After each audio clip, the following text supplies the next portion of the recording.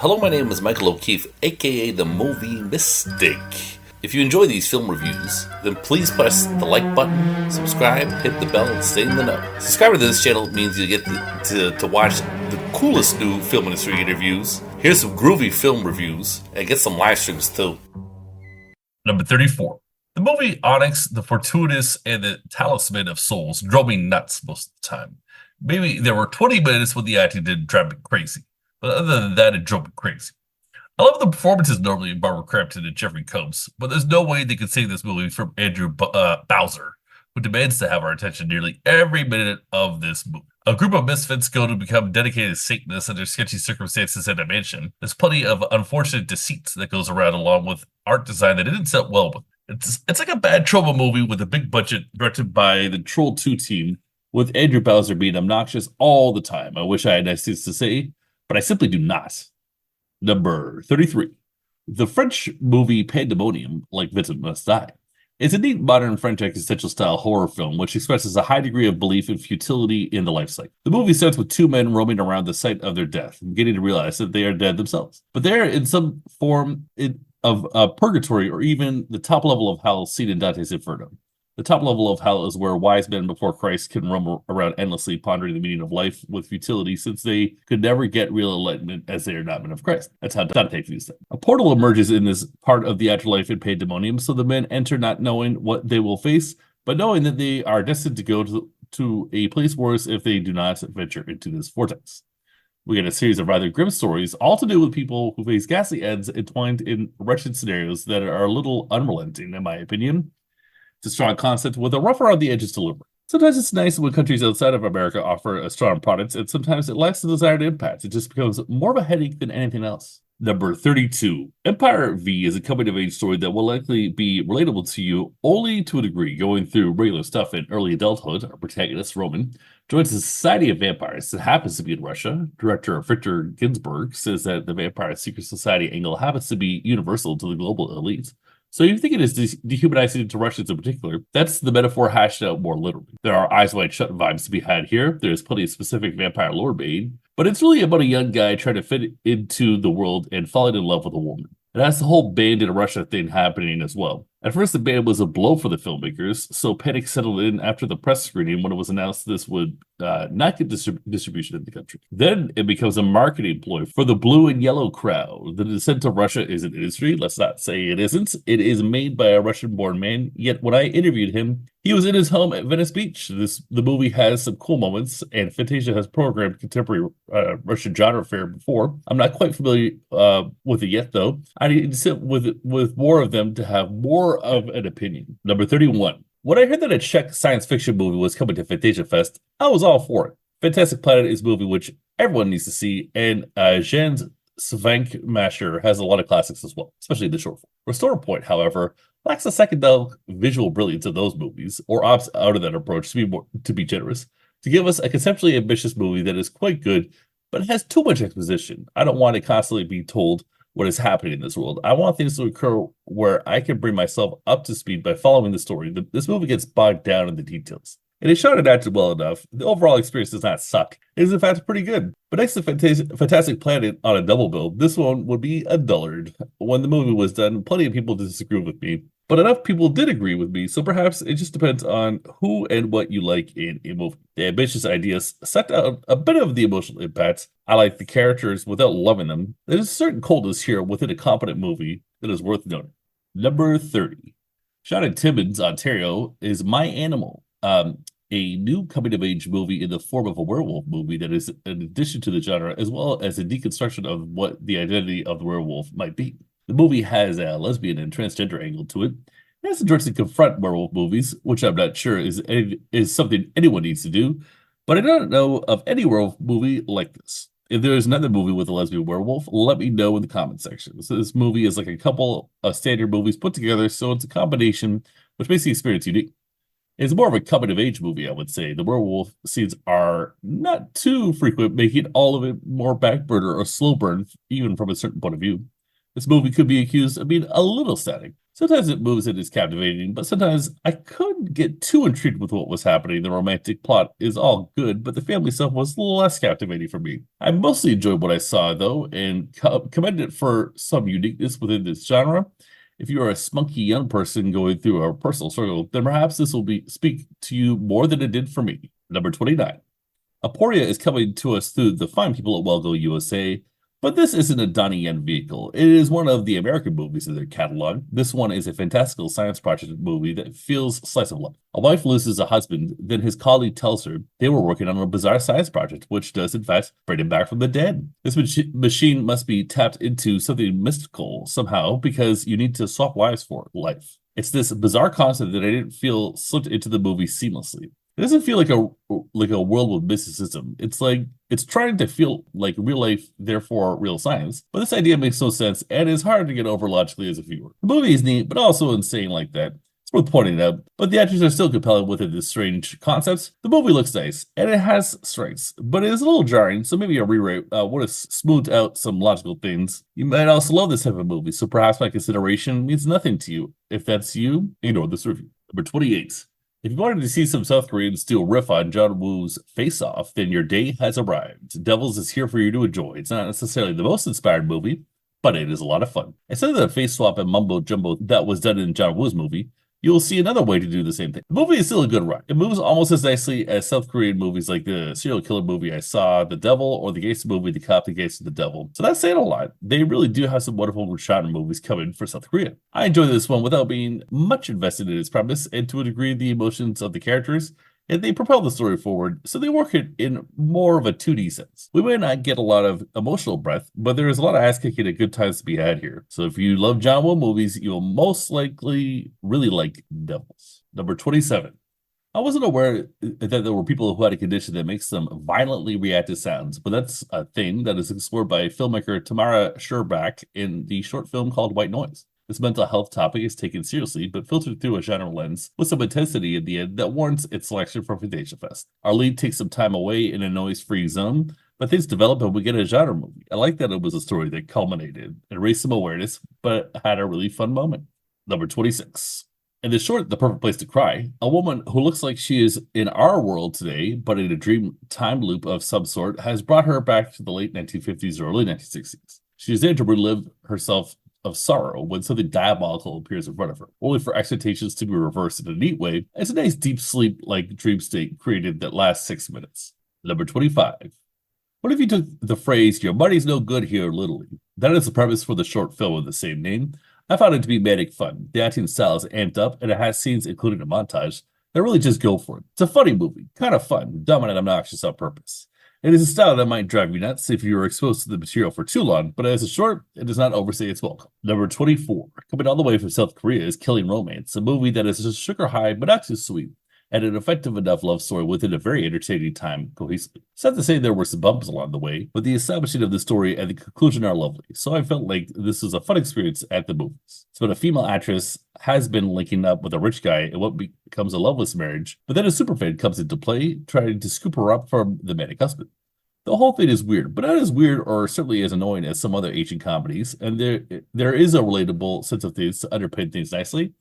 But this movie is certainly quite bizarre. The music, color scheme, and ostriches all add to that feeling of strangeness, but I found the main actors did their job nicely, so they will be what there is to be remembered more so than the formal decisions, which is good. Number 23. Ebola Syndrome by Herman Yao is one of my favorite recent discoveries, and it opened the floodgate for my knowledge of the Cat 3 film. Needless to say, I was stoked by the opportunity to see Herman's latest movie on the big screen. The White Storm, Heaven or Hell is certainly a big screen experience, and I didn't think for a second that it would be anything too great, being on a steady diet of Wellgo USA movies, though.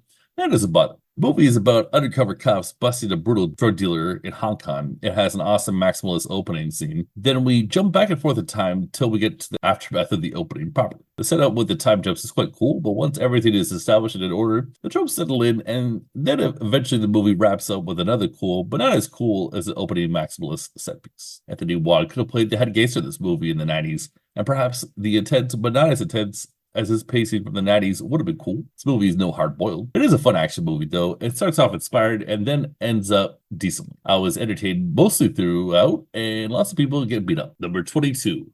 I'm a Johnny Toe fan, despite his lack of consistency. It's always a special occasion to watch any movie he has attached to his name. So, of course, I watched Mad Fate, a new crime movie which he produced. This movie is not as cool or slick at all like the election movies. It looks at the mental health impact of violence. I love cool violence in movies, and this sort of meditation on violence is important as well. If Clint Eastwood was going to make 3 cool violent movies for Sergio Leone, years later, he would go on to make the guilt-manifested Western The Unforgiven. That movie's dedication says, to Sergio and Don, that being Sergio Leone and Don Siegel, the directors of Clint's most memorably cool violent movies.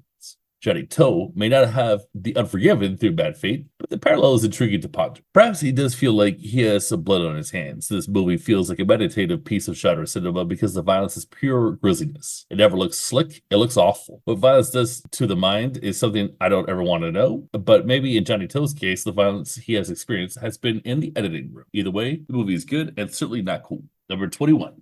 Manhole is a pretty damn fun Japanese movie that takes a guy and sticks him in a hole, perhaps because he was a rapacious lover, because he just fell in there, or perhaps it was his idea all along. I love that scene in Kill Bill Volume 2, where the bride is buried alive. That was quite serious stuff. Or when Nicky gets buried with his dead brother, and he himself has been beaten back in Casino. So, the idea of an entire movie being in the claustrophobic setting of a sewer in an unknown area where escape looks unlikely, with the inherent mental damage that will follow and the harrowing physical circumstances, is very cinematic. Dialogue is limited to speaking out loud, phone calls, as well as reading social media posts about the situation live, which is a fun dimension that comes in later with the inevitably deteriorating mental health. So, all the drama is here, and the movie is fun, also a bit gimmicky. Often the single setting film is great for the budget, but there's not enough to look at, making interest dwindle at times. It still is mostly a lot of fun, though, and is paced for what it is quite well. Number 20. Raging Grace shows how crazy aristocratic people can be, and the lengths they will go to hold on to wealth, which shows a high degree of detachment from ordinary life. There's no beauty in the mundane here. In the movie, a Filipino woman takes a keg as a caretaker for a wealthy British family. They live on the estate, and within this tight-knit circle, we witness a lot of conniving between a niece and her uncle. It's quite a roller coaster relationship. Just once you think one of them is certainly down for the remainder of the movie, things shift in a manic, fun way, showing off a nice evolving story depicting the meanness of the British upper crust. The caretaker's daughter starts getting involved with one of the parties, and there is a Rosemary's Baby sort of perspective of the occult, where it is debatable really or paranoid delusion. The daughter's name is Grace. She has the least screen time of the 4 characters, but it's the heart of the movie. Through her, we can make some sense of what is ordinary, what could be through a questionable allegiance. So the movie starts off a little slow for my liking, but develops, maybe not in a slow burn manner, but it is a nice genre movie in the end. It is not as impactful in terms of the violence as I might like, but it does have some solid jump scares. Number 19.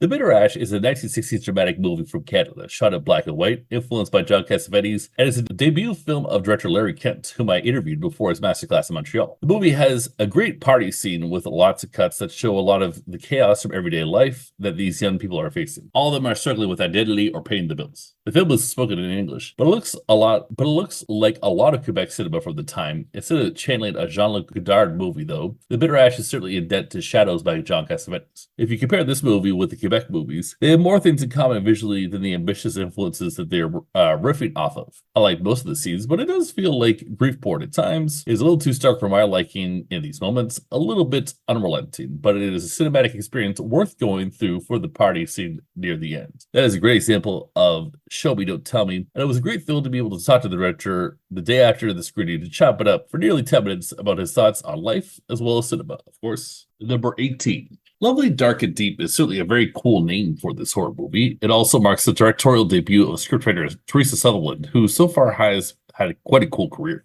I met her in 2018 for an interview when the movie she penned called The Wind played in the Midnight Madness category at the Toronto International Film Festival, and then bumped into her at a party later. When I learned that she was a writer on the show a buddy of mine raves about called Midnight Madness, I was very impressed, but it seemed like it was a moment she deserved, in my opinion. So it was only a matter of time, I suppose, before she would transition into directing. This one is quite psychedelic with its imagery and storyline.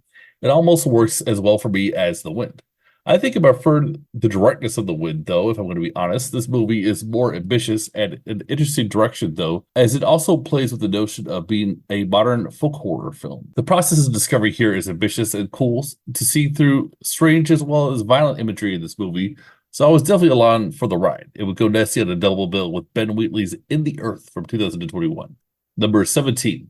The first thing to talk about regarding the movie, The Moon, Sky, and You, is its atypical length. It comes in at just 1 hour, not overstating its welcome, indeed. It is experimental in that it almost dumps the second act. It breezes by, which is nice sometimes. Movies go on too long and overstay their welcome, are worse than movies that may not develop enough, but don't bore us at least. Good shorts, commercials, and even short form videos seen on TikTok, YouTube Shorts, etc., are great because they establish them as also something somehow very quickly, stimulating our mind. Great TV and movies, though, are more rewarding given the investment. More can be said, so usually the impact is ultimately more fulfilling despite requiring more of a commitment of our time. So the idea of gutting a middle act for a film is neat. Some old Roger Corman movies are an hour, and made for TV movies are often the same length. So I really enjoyed a well done 60-minute movie. This is one of those. It's pretty violent, it's angsty, it's romantic. It's got that salt of the earth down and dirty romantic tone that I live for, especially in a good Hong Kong movie a la Wong Kar-wai. Number 16. The movie Erland Cahier Blue is shot on glorious 16mm, but I think it is fair to say that this aesthetic choice enhances the dreamlike quality of this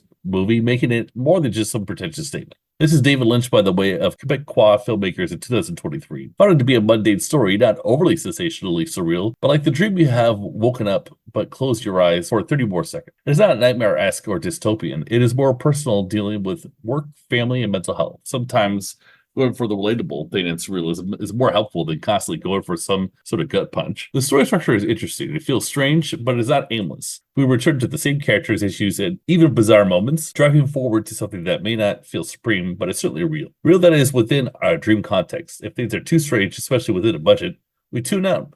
But I bet you'll be engaged with this one if you give it a try, even if you are not in the surrealist camp. I've seen other movies like this at Fantasia Fest. Let's call them low-key surrealist affairs. A nice buzz. It's like your first beer, not the third. And it is a nice subgenre of recent movies that are worth seeking out.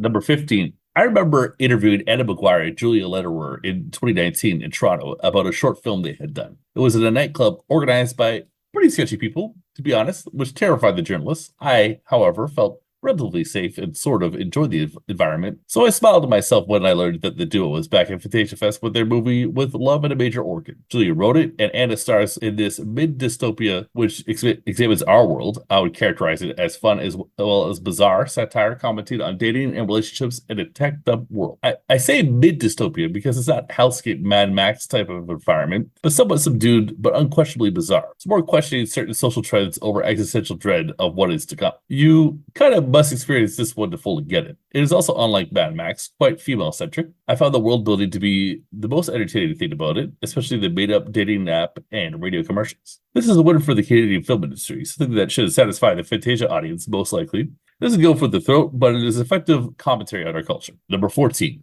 Blackout is a very fun werewolf movie made by Larry Fessenden, who has a great reputation, and his work was introduced to me in 2019 with Depraved. Back then, I interviewed Will Bates, the composer of that film.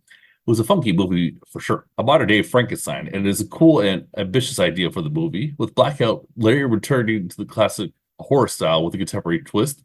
This time, it is a werewolf. The reveal of who the werewolf is so cool. How it ties in with the strengths and weaknesses of the character provides amazing psychological depth. I don't see how anyone could disagree about that. The idea that genre movies cannot provide such realistic scope is madness. It can be expressive and grounded. It isn't a contradiction. It is a layering that is seamless, not pretentious, and it passes you right by whether you get it or not. The entire cast is cool, from alt-right-like background actors in a small New York State town, or central no-face is wasted screen time.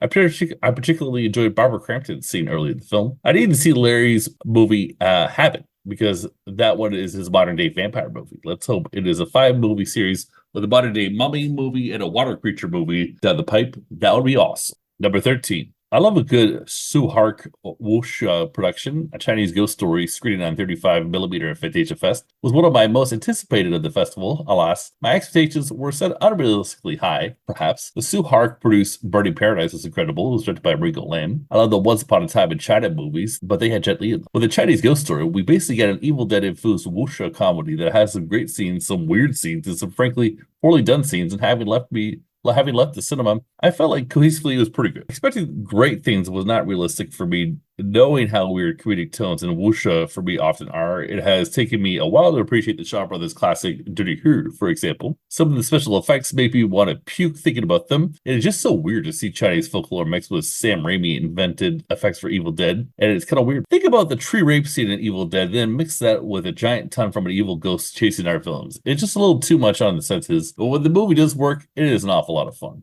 Number 12, the Nigerian movie Mamu Wada is a feast for the senses, and for those looking for mystical content or even folk horror, I'd recommend this one. But if you need a more linear payoff, this one might land for you. Let it well for me. It's not flawless, obviously, but if you get down with the visuals of the first scene, then it should carry you to the end. It is shot in black and white, has lots of traditional African makeup, and the story deals with the balance of modernity in a traditional town. There's a coup early on, so the question is, will these older customs survive? Legitimate questions are asked by the guys who do the coup, but they get corrupted by power pretty quickly, so a fight for the rise back to the old ways arises. Feels like a classical mythological archetype that Joseph Campbell wrote about. Some people who saw this movie liked it a lot, including me. Some people were turned off by what they felt like was a lack of substance in the storyline.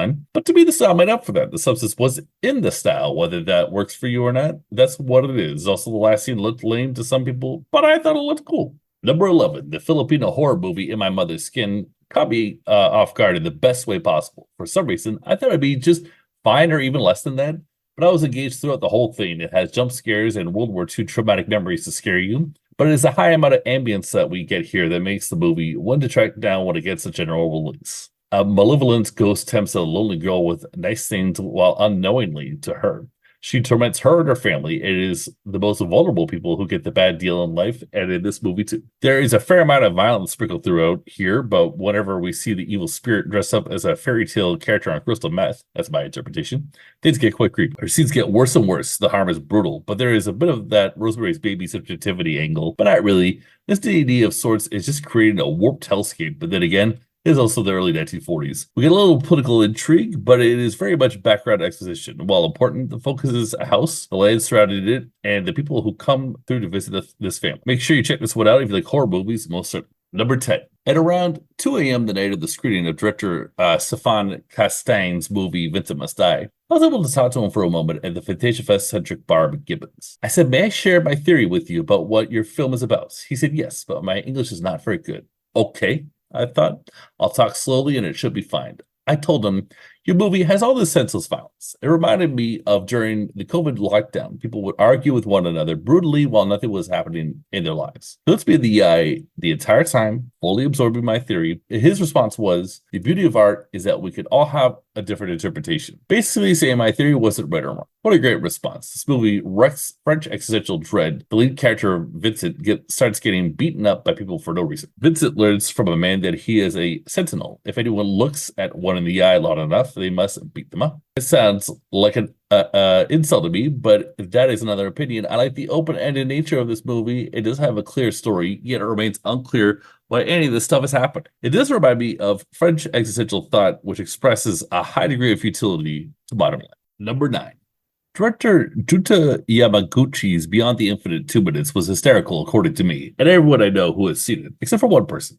So there is plenty of hype for the follow-up. It's called Murder, and it deals once again with a 2-minute time loop. That is both a good and a bad thing in principle, but the result is fun, so I don't really care about the fact that it is a safe rehash for the director. As the saying goes, if it isn't broken, then don't fix it. The concept is basically the same, but how things develop is different. Junta makes this premise a lot of frantic, dialed-up fun. In a way, it transcends this type of movie that goes beyond genre. Junta has found a way to make people in rooms talking a lot of existential fun for us. There are characters here that are a little bit more interesting than Beyond the Infinite 2 Minutes. I'm still not going to say that this is just as good. The reveal is more emotionally sincere, but less funny.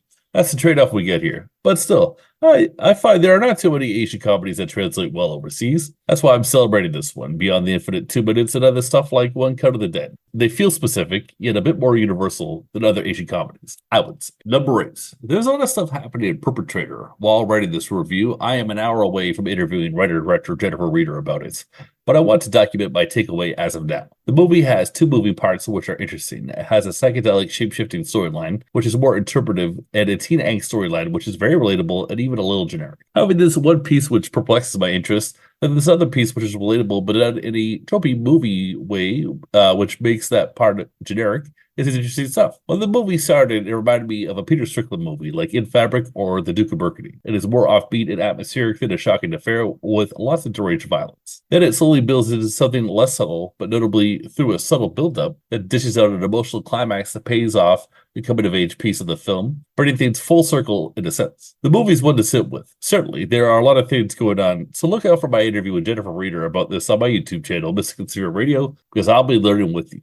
Number 7. Sympathy for the Devil seems at first like the Nick Cage version of Michael Mann's Collateral, and it is to a degree. But there are 2 other movies by David Cronenberg, Viggo Mortensen, that feel riffed on as well. If I said which ones they are, you would be able to guess things into the plot of this movie, so I'll just let the clue lay as it is. If you guess it, though, having seen the movie, leave a comment here on this review and video. Nick Cage is quite intense in this role. Surprise, surprise. I would not say that this movie reinvents anything, but do not underestimate the power of celebrity and how adding another solid performance only keeps the filmography relevant. There's a long scene of torments at a designer that is really wonderful Nick Cage material here. He chews up the scenery and starts in a ways that we have seen before as cinephiles, but seeing it again remains fun. The other lead is good, but we will not talk about him, meaning he fulfilled his role as a straight man in Nicolas Cage, the man we all came to see, and the fans at least should leave the movie feeling satisfied. It's not top tier Cage material, but it's far from bottom of the barrel. It mostly kept my attention from start to finish. The mentioned Cronenberg-Mortensen angle threw me off, but it's fun. Number 6. When I learned there was a documentary called A Disturbance in the Force, which would focus on the infamous Star Wars holiday special, to be honest, I was a little apprehensive. The thing is legendarily weird, and I thought it was just going to be a lot of celebrities piling on it, artfully stating the obvious, something that would surely be entertaining, but maybe a little pointless and therefore unsatisfactory. But that is not what we get. There are a lot of celebrities like Weird Al and Kevin Smith who opine it a bit throughout. We get a lot of noted creatives behind the train wreck talking about how it all went down. On top of that, there is some needed contextualization for a contemporary audience about 70s TV and variety shows. The whole documentary gave me broader information that was cool to know about. This is deep cut lore for Star Wars fans, so getting all the context for Star Wars in the 70s, as well as the TV format was great. But the guests do not take themselves so seriously. It is a lighthearted piece in the end. It may not be an appealing watch for casual or non-Star Wars fans, but I think the filmmaking and information are good enough that it would appeal to at least some of those people who sit down with it. Number 5. As someone who works in door-to-door sales, the movie Home Invasion hit me somewhere in my brain that made sense to me. What I really loved about this documentary was the experimental way it was shot. The shots throughout the whole movie are noticeably in the middle of a hole resembling a peephole at a door. The film is divided into 3 bits that are all sort of self-contained but serve almost like a visual essay. The first bit is all about a company named Rain that installs these video monitored systems. Once someone is at the door, you can see them, but little does the customer know the data is farmed for analytics. These analytics reinforce the status quo, so you can see the shock doctrine here. Basically, all that must be said about that this is done through text in a bizarre font in the form of narration and video of usually degenerates at the door. Things go from bizarre to increasingly more bizarre when the nature of home security through media is deconstructed, as well as the original Luddite worker revolt against factory machines in England during the 19th century. The ominous music reinforces a fun sort of paranoid vibe. This experimental documentary will scare the weak and intrigue those with stronger minds. I really enjoyed it. Number 4, the Addams Family has returned with Where the Devil Roams, certainly their most grisly movie to date. It feels like a mystical twist on a 70s Wes Craven movie, particularly The Last House on the Left. It is set in the Depression era. A group of traveling carnival people are into Gnosticism. They believe that everything God said it was a lie. So they rework their Christian interpretation to follow Satan and be a bunch of assholes. There was a tarot in their first feature, The Deeper You Dig, and witchcraft in the follow-up Hellbenders. Now we have some apostate material, but it feels a little different here with the level of violence. It becomes more a sensation of physical violence with the lore in the background instead of the lore being more central. The movie is an extension as well as a departure of a theme that has been guided the Addams family over the years. It's nice to see them try things out. I love to see them mess around with astral black philosophy for a science fiction horror movie, and even suggested it in an interview, which they kindly let me do. It's cool to see them be such jerks in this movie, especially Toby Poser. She is reminiscent of Jennifer Jason Leigh's performances of Daisy Domergue in The Hateful Eight. Just a fun, diabolical, and dirty, kill-crazy woman. Number 3. So I didn't know what I was getting myself into, both for the movie Talk to Me, as well as the red carpet. Directors Danny Filippo and Michael Filippo immediately caught me off guard with their energy. Raka Raka is their YouTube channel. They certainly are very interesting, fun dudes with over 6 million views. They figured out the game. But now they have this incredible movie coming through A24. It's an Australian horror movie, which looks at the dangerous game of messing around with spirits. It is quite a thrill ride at first. Then there is an emotional storyline to follow, which keeps things engrossing. I was told that the movie is quite violent, It is violent, but not really violent. It is spookier and more suspenseful throughout, and we all wonder where things will go. Hopefully, these dudes crack Hollywood. I think they transcend their modern influences and competition at this moment. We were all sucked into this movie, and people could not stop talking about it. I'm so glad that I took a chance on the red carpet as well. These guys kept a smile on my face while I was watching them talk to other reporters. Then we spent a minute together. It really made my day. Number 2. If you like your American surrealism, you can't top a movie like Divinity these days. From the black and white to the dystopic attitude, the political terrorist attitude, and the sheer intensity of it all, this is potent stuff. In a perhaps not so distant future, there's a new drug that makes you a physically ideal specimen with no chance of reproducing. You can live forever, but you have nothing to pass on to, corrupting the life cycle. 2 young men break into the house of the inheritor of control over this new drug, feeding him an unhealthy dosage to make him a prime example of his own corruption, while they enjoy his mansion. The design of the house is really something else. You feel like you're occupying a dream space here, basically. The entire movie's look kept me in trance. It was only a fight scene at the end that did not work for me. It was claymation, and it took me out of the important moment for a bit. It was only that scene, but it was a pivotal moment that disrupted this review as a 5 out of 5. The score by Cypress Hill's DJ Muggs is quite effective here, too. It is understated, but plays into the vibe created. His trip-hop album, Dies Occidendum, shows another dimension to his spooky beats, as does his score.